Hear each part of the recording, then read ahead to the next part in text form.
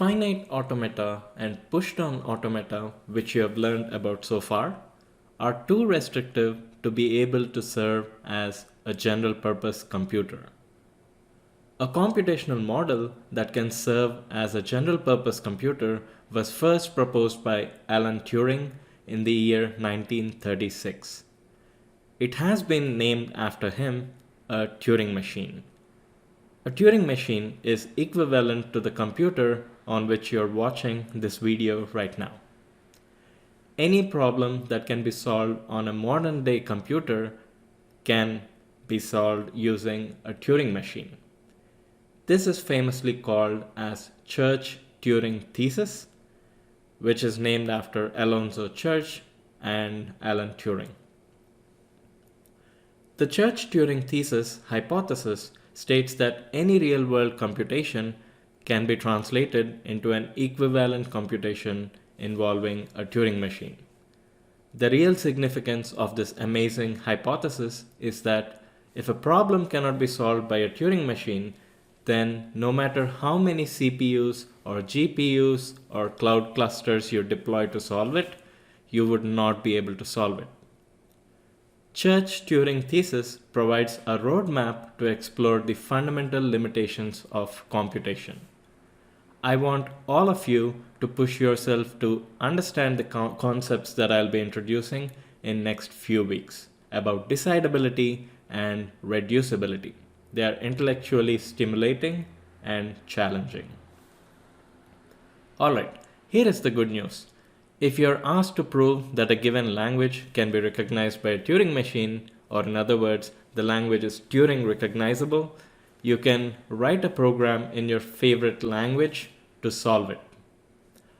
For instance, take the example of the language of strings that have equal number of A's, B's, and C's. We've already seen that this is a non-regular language and a non-context-free language, meaning no finite automaton or a push-down automaton exists to recognize this language. Let's see if we can write a Python program to recognize strings in this language. There you go. We are counting the number of A's, B's, and C's, and if they are all equal, we print yes. What we just created is a Turing recognizer. If you add an else clause to this program, you would be able to confidently decide whether the given string is in the language. Such programs, which can say yes or no, are called Turing deciders. You may want to note this down, as this would show up on multiple occasions in this course.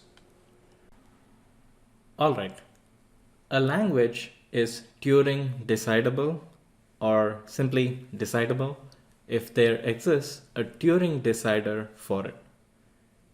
If you feed the Turing decider with a string, it prints either a yes or a no.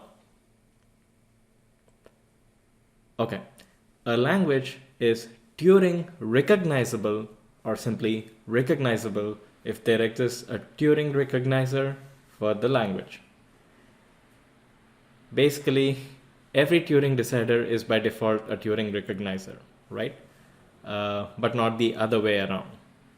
Turns out there are few languages that cannot be decided by Turing machines. We will learn about them next week. But for now, let us focus on the moving parts in a Turing machine. The standard Turing machine model uses a one-sided tape with an unbounded memory. The tape is rewritable.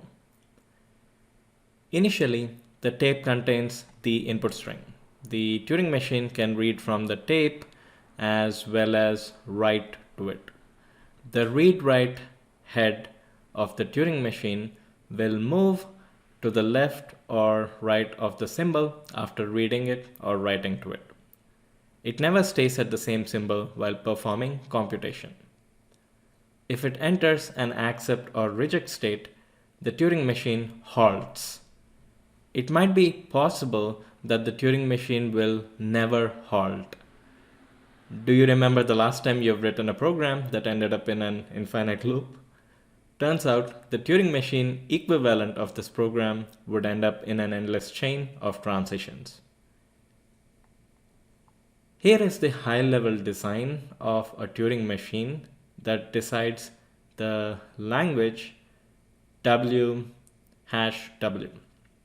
For instance, the string 101 hash 101 is in this language. The Turing machine reads the first symbol and crosses it off by writing the symbol X. Moves to the right till it hits the hash, and after that it reads the first non-crossed out symbol. If it matches with the symbol crossed off earlier, the machine would cross it off. Move to the left and passes the hash and goes to the extreme left. When it hits a crossed off symbol, it reads the symbol that is right to it, crosses it off and moves right, and this process is repeated till all the symbols are crossed off except hash. If that is the case, then the Turing machine would end up in accept state. If a hash symbol is not present in the string, or if the corresponding symbols do not match, or if there are unequal number of symbols on either sides of the hash symbol, the Turing machine would reject it. Alright. Now here is the 7-tuple definition of a Turing machine. We have states and the alphabet sigma, which does not include the blank space symbol. Tape alphabet, which by default contains all the symbols from the alphabet of the language, and the blank space.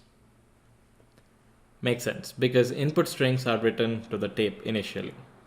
The tape alphabet contains the blank space character and few additional symbols that can assist the chain of computation, like the symbol X from the previous example. Alright, the transition function is simple yet powerful. For a given state of Turing machine and a character on the tape, you can transition to a different state, write a new symbol to the tape, and then move to the left or to the right. Like finite automaton and PDA, Turing machine also has a start state. We have an accept state and a reject state. If the Turing machine ever reaches one of those states, it halts. I repeat, if a Turing machine ever reaches an accept or reject state, it halts. The Turing machine need not read the entire input string like finite automatons or PDAs. It can accept or reject at any point of the time during computation. It is also worth noting that a Turing machine may never end up in accept or reject states and can end up in an infinite loop.